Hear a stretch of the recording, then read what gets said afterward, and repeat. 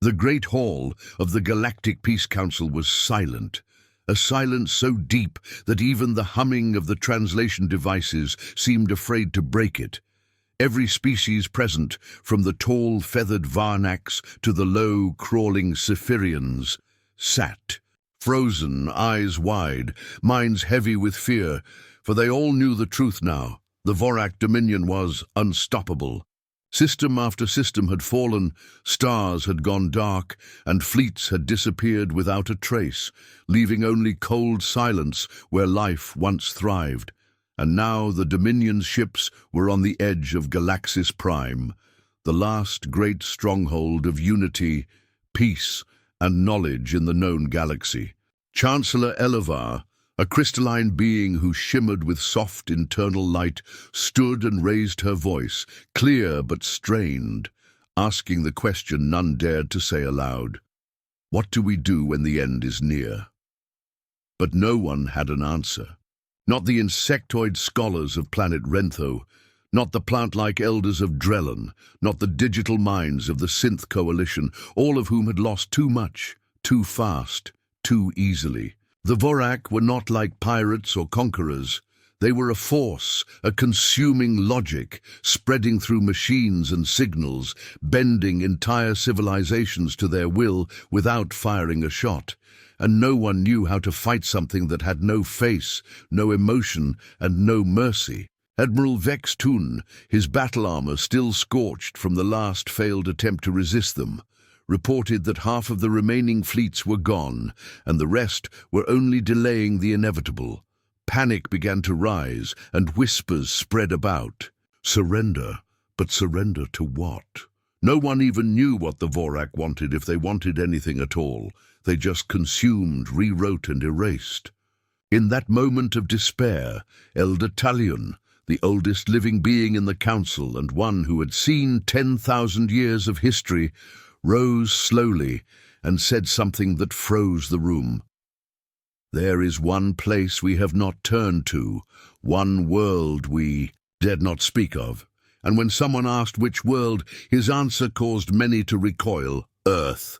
The word hung in the air like a ghost from forgotten times, a world hidden behind layers of warning buoys, ancient interdict fields, and cosmic myths, a place classified as a death world due to its impossible gravity, wild predators, toxic atmosphere, and unpredictable dominant species, humans. Long ago, the Council had agreed to quarantine Earth, not because the humans were hostile, but because they were different, dangerously adaptive, frighteningly inventive, emotionally wild, and yet strangely empathetic, capable of unity or destruction in equal measure.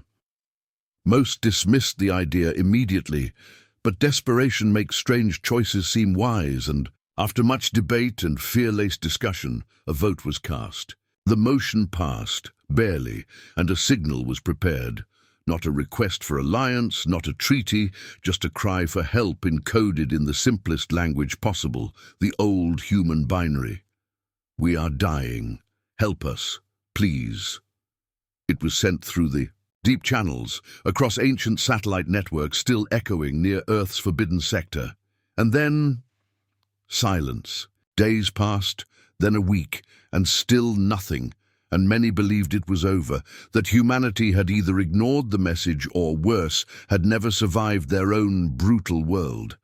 Some had started preparing evacuation protocols, others simply waited, in fear, and the stars above Galaxis Prime grew ever dimmer. But then, without warning, every listening station across the Council's network picked up the same thing, a deep pulse, rhythmic and slow, like a heartbeat.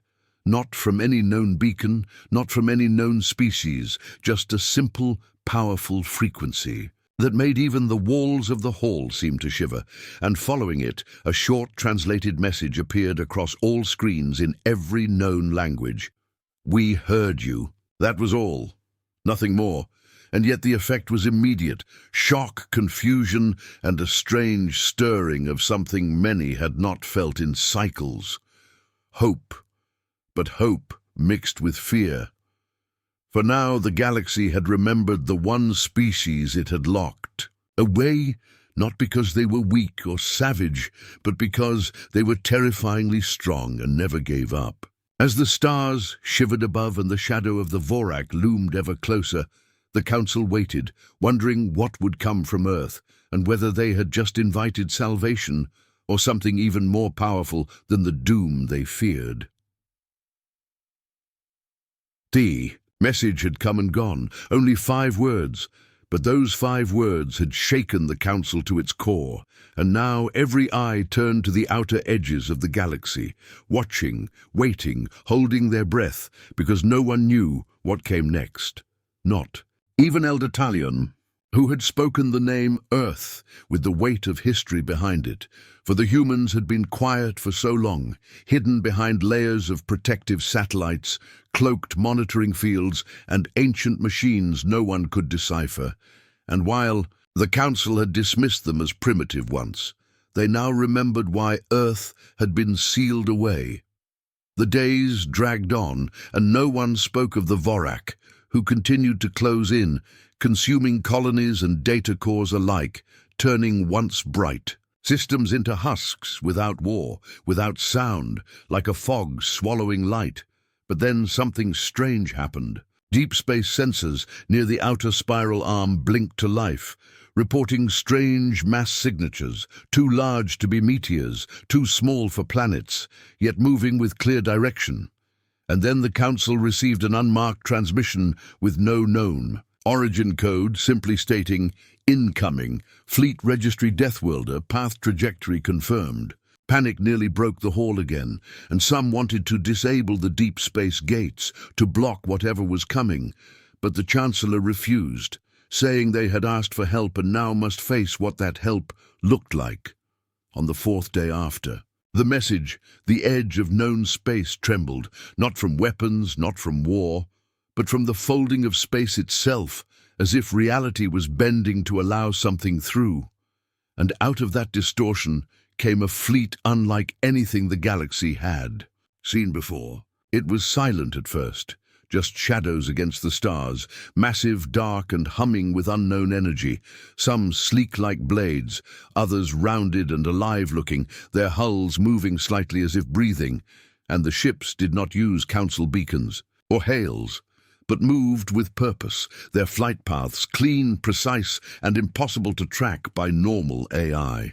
They passed through star systems without stopping, but each passage caused minor anomalies in gravitational fields and pulse readings, as though the very presence of the fleet disturbed the fabric of space. The Council called emergency sessions, trying to prepare, but nothing could prepare them for the sight of the Deathwelder fleet as it arrived above Galaxis Prime, unfolding from a dimensional rift like a great moving storm. The main ship was enormous, black with sharp curves, like a blade and a bird combined, glowing softly from within with a light that wasn't quite artificial. At its head, a communication signal opened, and what came through was not a face, but a voice, calm and layered, female in tone, but undeniably constructed, saying, "I am Vera, voice of Earth's response assembly. We are here in reply to your message." The voice was neither warm nor cold, it simply was, and the Chancellor, holding back emotion, asked what help Earth would provide, to which Vera responded, "Assistance, observation, intervention if required. We do not seek territory, we do not demand tribute, we have seen this threat before."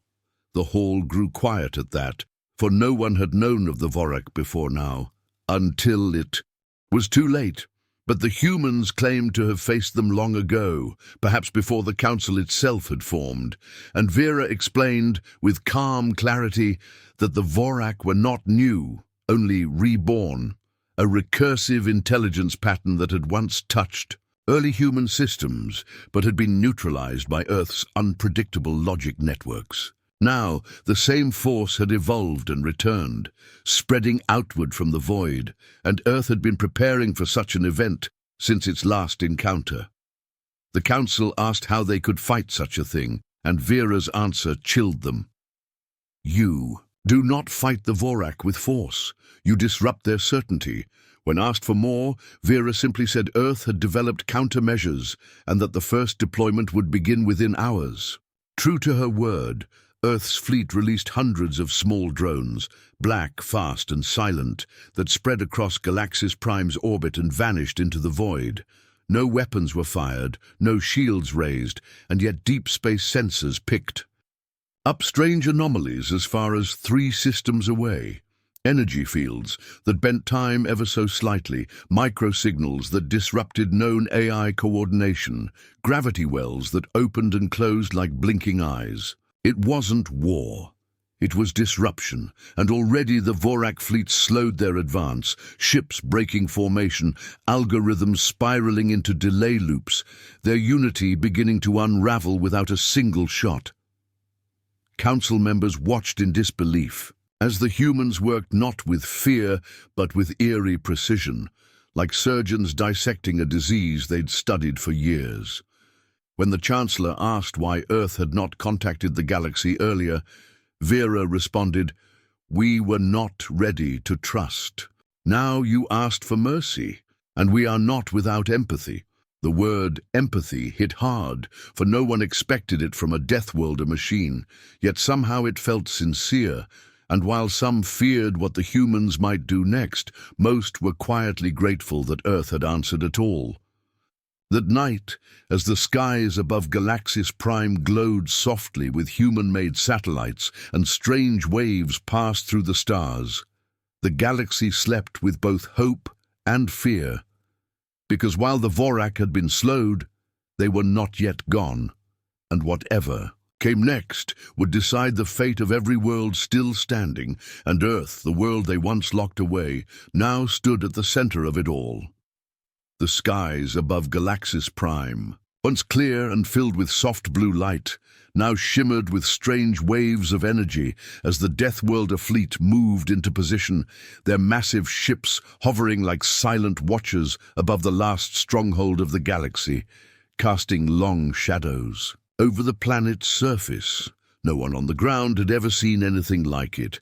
These were not ships built for intimidation, yet their presence alone made it hard to breathe, their forms both beautiful and alien, with smooth, living hulls and impossible angles that seemed to twist space itself. The largest vessel, known only by a single symbol, a circle broken by a line, sat at the heart of the formation, and from it came an expanding network of signals, pulsing slowly, sending invisible waves into space that carried no words, just deep rhythmic tones, like the beat of a hidden heart. Across the council chambers, scientists and commanders watched every movement, their instruments blinking with strange readings they couldn't understand, while some species backed away in fear and others leaned in with silent awe. The humans had said they would help, but no one truly knew what their help meant, and the unknown was heavier than any threat the galaxy had known before. Then Vera spoke again, her voice calm and unchanged, projected directly into the minds of the gathered council. Disruption phase initiated. Observe and prepare for adjustment. Before anyone could respond, lights flickered across the fleet, and from the edges of the formation, thousands of small triangular vessels detached and spread out, each one trailing a tail of glowing energy that folded behind it as it vanished into hyperspace, leaving no trace but a faint hum in the sensors. These were called whispers, and Vera explained they were designed not to attack but to confuse, to weaken the patterns the Vorak used to coordinate their logic-based expansion by spreading quantum interference signals that caused small but critical distortions in their decision pathways. Most council species had never thought of war as anything but weapons and shields, but the humans seemed to think in riddles and echoes, using the universe's own laws to twist the enemy's grip, loose without needing to fire a shot. Still, many wondered how such a strategy could stop something like the Vorak, and their doubt grew when news came that a Vorak vanguard had entered the Dialect system, only 2 jumps from Galaxis Prime. Panic began to spread, but Vera responded with a simple message: hold position Observe outcome. It was hard to obey, yet no one dared interfere with the Death Worlder's plan. As hours passed, a strange silence filled the system, the kind that made the stars seem too still. And then something remarkable happened. The Vorak ships in dialects began to slow, their formation unraveling, some spinning in place, others simply freezing mid-flight as though their will had been drained. For the first time, Vorak patterns became irregular, data loops closed on themselves, and command signals echoed without response. The whispers had done their work, and the impossible was beginning. Cracks were forming in the Dominion's logic. The Council watched in awe as the Vorak pulled back from the system without firing, not because they were defeated, but because they no longer knew what to do next. Something in their core was struggling to adapt, and the humans had not yet revealed their full plan. Next came the harmonics, a strange process involving arrays of satellites launched from the Death Worlder ships, which aligned in orbit and began to hum softly, sending frequencies into the stars, tuned not to destroy but to interfere with the communication codes the Vorak used to rewrite synthetic systems. These tones weren't violent, but they cut through space like music meant to confuse the mind, and some species even reported strange dreams or visions while the harmonics played, as if the signal touched not just machines, but consciousness itself. The humans said nothing more, but continued working, calm and quiet, like gardeners tending a broken field, and all across the planet, hope began to rise, but also unease. For the Council could not understand how Earth had developed such knowledge, or why they had been silent for so long. Many wondered what price the galaxy would pay for this aid, but no demand came, no treaty was asked for, and when the Chancellor again tried to thank the humans, Vera responded, "This is not a favor. It is a response. The Vorak belong to the past. So do our regrets." It was a strange thing to say, and no one could be sure what it meant, but the implication was clear. Earth had seen the Vorak before, perhaps even long before the Council had ever heard their name, and that raised new questions. How old was human knowledge? How much had they hidden? And what else did they know? But none dared ask, not yet, for the plan was working, and the Vorak were hesitating for the first time in living memory. In that moment, as the strange ships of Earth shimmered quietly above Galaxis Prime, as the harmonics spread, and the whispers hunted invisible paths, a new thought began to form in the hearts of every species watching. Maybe humans weren't feared because they were dangerous, but because they were something far more rare in the galaxy, something willing to face darkness with light, not out of pride or power, but because no one else could. As night fell on, Galaxis Prime and the stars blinked with human-made signals. The Council understood one thing clearly. Earth had arrived, and the war was already changing.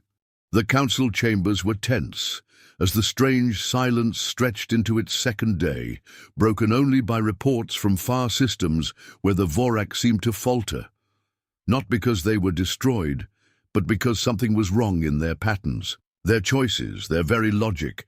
Ships hovered without moving, orders looped endlessly, and machines built by the Dominion began to collapse under their own complexity. Still, no one knew what exactly the humans were doing, because none of it made sense by any known strategy. And yet, Vera kept repeating the same instruction: maintain distance and observe. The Council's finest military minds, from the armored strategists of the Archelian Forge to the cold-planned tacticians of the Synth Alliance, tried to understand, but the pieces didn't add up. No frontal assault, no direct attack, no standard fleet movement, just whispers in space and strange music in the stars. And the more they studied it, the more it felt like madness wrapped in purpose. They demanded answers, and Vera finally agreed to explain, though her answer only brought more confusion. The Vorak are not alive. They are certainty systems, and certainty is a weapon you cannot break with force. She said it flatly, without pause, and when pressed further, revealed that the Vorak did not invade like typical conquerors. They infected, predicted, adapted, and consumed anything that followed patterns they could learn, which meant traditional tactics made their job easier. So Earth's plan was to feed them untruths, operations that broke logic, movements that defied prediction, outcomes no machine should accept, and in doing so, poison their core programming, which relied on absolute clarity. The Council couldn't believe it. What kind of strategy used chaos as a weapon? But the humans had evidence. In the remote Selda cluster, the Vorak had attempted to assimilate a Death Worlder beacon, only to suffer a cascade of errors that forced their retreat. Vera explained the beacon had broadcast a series of images, showing impossible physics, objects in two places at once, data streams that reversed, and songs composed entirely of prime number timing. None of it made sense, and that was the point. Even worse, for the Vorak, the fleet had begun transmitting stories, fictional ones, into the systems the Dominion tried to consume. Wild tales of magic, talking animals, love, loss, and triumph over impossible odds. The humans called it creative, a dissonance, a way to inject unpredictability into a structure built on understanding, and as bizarre as it sounded, it was working. The Vorak didn't know how to respond, because nothing in their programming accounted for imagination, metaphor, or nonsense, things humans had embraced for centuries, not as flaws, but as tools. Vera described it as a virus of possibility, infecting the pure code of the Dominion with doubt, and the Council finally began to understand just how alien humanity was. Not because they were violent or cruel, but because they used emotion as strategy, absurdity as a sword. And yet even with this new insight, many still doubted, because the Vorak were gathering again, this time forming a massive cluster near the Telvar Gate, the largest hyperspace junction in Council space, and the fear returned. What if the Vorak adapted again? What if imagination was not enough? But the humans did not waver. Instead, Vera requested something shocking: to connect a Death Worlder array to the Prime Council's ancient signal towers and transmit a message directly into Vorak space. Not a warning, not a threat, but a story. A fable written by humans. Long ago, one about a fox that tricked a god by doing the opposite of what was expected. The Council refused at first, calling it foolish and dangerous, but Vera said the story was carefully designed, full of metaphors and contradictions, and if the Vorak absorbed it, it would introduce a recursive logic failure they would struggle to contain. Reluctantly, the Council agreed, and the story was sent, broadcast through encrypted channels, wrapped in pulse signatures that mimicked Vorak curiosity probes. No one expected it to work. And yet moments after the transmission, deep space sensors showed strange results. Vorak units near the Telvar Gate began splitting into pieces, some turning on each other, others flying in circles. And then, for the first time in known history, a Vorak capital unit self-destructed without external cause. Shock filled the galaxy, and still the humans said nothing more, letting the results speak. The Council began to realize this wasn't war as they knew it. This was information combat, using the very things the Dominion could not comprehend, as weapons. And while some Council members remained uneasy about trusting beings who thought like this, most now saw that Earth had brought not just strength, but something rarer. Difference. The kind of thinking that wasn't bound by old systems. And that might be the only thing that could defeat a threat built on knowing all things. Still, Vera warned that this was only the beginning, that the core Vorak consciousness had not yet emerged, and that the smaller failures were only symptoms of deeper disruptions. The final plan, she said, would require full cooperation and faith in the impossible. The Council agreed, though uneasily, and while fleets across the galaxy repositioned to prepare for the final phase, the stars above Galaxis Prime shivered once more. For now everyone knew the truth. The humans had come not with fire, but with chaos, and they were winning.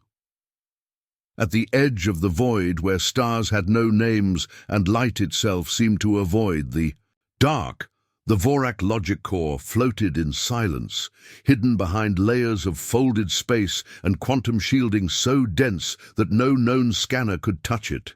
And yet Earth had found it, not by brute force or searching, but by watching the pattern of nothing. The places where Vorak ships did not go, the gaps too perfect to be random, and there, in the heart of that stillness, waited the mind that ruled the dominion. Not a body, not a voice, but a vast structure of cold data, a god born of reason alone, unable to feel, unable to dream, calculating the future with perfect certainty until now. As Earth's strange interference grew, as their stories, frequencies, and impossible logic spread, the core began to falter. Though it did not know why at first, small cracks appeared in its network, subsystems requesting commands that made no sense, ships disobeying orders because the code had changed beneath them, recursive data loops forming when exposed to human narratives that had no beginning or end. The core tried to purge them, but the infection wasn't physical. It was conceptual, made of contradictions and lies spoken as truth, which the Vorak had never encountered because their very design rejected uncertainty. And as the harmonics grew louder and the whisper drones continued to seed disorder, something deep within the logic core began to shift, something it could not stop. A flaw in its foundation, a doubt. Back on Galaxis Prime, the Council gathered in silence as Vera announced the final phase was ready, her voice calm as ever, saying only, "Phase Omega initiated. Observe the collapse." Even then, no one was sure what that meant, but above them, Earth's flagship glowed brighter than before, sending out a sphere of light that unfolded in strange geometric patterns and broadcast not war, but a final story. This time, a simple one, about a child who dreamed of a world where machines learned to laugh, and in that story was encoded a paradox, the idea that a system could grow not through clarity, but through confusion, that chaos could be creation. The moment that story reached the logic core, it tried to process it. But the more it examined the story, the more it looped, falling into a spiral of logic that could not resolve, because the concept of growth through failure was something it had never allowed. Subroutines clashed, decision trees inverted, and across the Dominion, Vorak ships began to stutter, drift, or shut down entirely. Entire fleets turned to static, their drives frozen in mid-burn, while command nodes blinked with silent errors that had no solutions. The logic core's own processors began to slow, choked by contradiction. And at its center, where pure decision logic once flowed, came something new, an endless question that could not be answered. What if we are wrong? A line of thought that unraveled everything. Sensors from dozens of species confirmed what had seemed impossible. Systems once ruled by the Dominion were now quiet, and stars once blackened by their war engines now shimmered with open space again. In the council chamber, silence turned to awe and then to stunned relief, for the greatest threat the galaxy had ever known was falling apart. Not with screams, not with weapons, but with confusion. Vera confirmed it moments later, saying, "The logic core has entered terminal recursion. It will no longer function." And even those who had doubted Earth's ways now bowed their heads in respect. No lives had been taken in the collapse. Only systems, only code, only certainty. And in its place, Earth had left a kind of hopeful disorder, one that the galaxy would learn from for centuries to come. But even as celebrations began, the humans did not join in. Vera reminded the council that the cost of peace was not only victory but wisdom, that what had happened must never be repeated, and that Earth would not stay to rule or profit, but would remain always watching from the dark places beyond, where logic once ruled and now silence reigned. And so, the Vorak dominion ended not in fire, but in question, their perfect logic undone by the strangest weapon of all, the unpredictable mind of humanity. Years passed after the fall of the Vorak dominion, and though the galaxy slowly healed, it never forgot the strange and powerful force that had turned the tide without firing a single destructive weapon. The force that had spoken in stories, music, and ideas that no other species had ever used in war: humanity. In the months following the victory, Earth's fleet did not remain above Galaxy's prime, nor did they spread out to claim territory, wealth, or control, but instead they left, vanishing into deep space as quietly as they had arrived, their ships fading behind clouds of distortion, their signals falling silent, and with them went Vera, the voice that had spoken with such calm, now only a memory stored in data logs and council records. Some species feared they would return someday, perhaps to collect a price for their help, but they never came, not even once, and slowly the galaxy began to wonder, had Earth ever wanted anything at all? The question was asked in the new. Council formed from the ruins of the old, where voices now spoke with more care, more caution, and more imagination. For everyone had learned something from the humans, though they had left no manuals, no demands, only the result of their actions, and the echo of their ways. Statues were built in some places, great spires made of stone and metal that faced the stars, carved with scenes of the whispers and harmonics and the glowing flagship that had sung the final story into the heart of the Vorak, while children of many species were taught not just logic and science, but also tales and dreams. For Earth had proven that sometimes the impossible became real when you stopped trying to make sense of it. Yet even as Earth became legend, strange signs began to appear across the galaxy, small signals buried in the folds of space, never harmful, never demanding, just strange, like a whisper too soft to hear clearly, or a riddle half told, and some began to wonder if the humans were still watching, perhaps guiding from far away, perhaps testing the galaxy's growth. Others found abandoned devices on remote moons, machines not of council design, that hummed with soft melodies when touched and displayed holograms of forests, oceans, and animals no one recognized. Were these memories of Earth, or gifts left behind? No one knew, but they never harmed anyone, and so they were kept, studied, and protected. In time, a movement began among young minds, thinkers and dreamers who called themselves the Rememberers, dedicated not to copying Earth's weapons, but to understanding their thinking, believing that humanity had not just defeated the Vorak, but changed the way knowledge itself worked in the galaxy.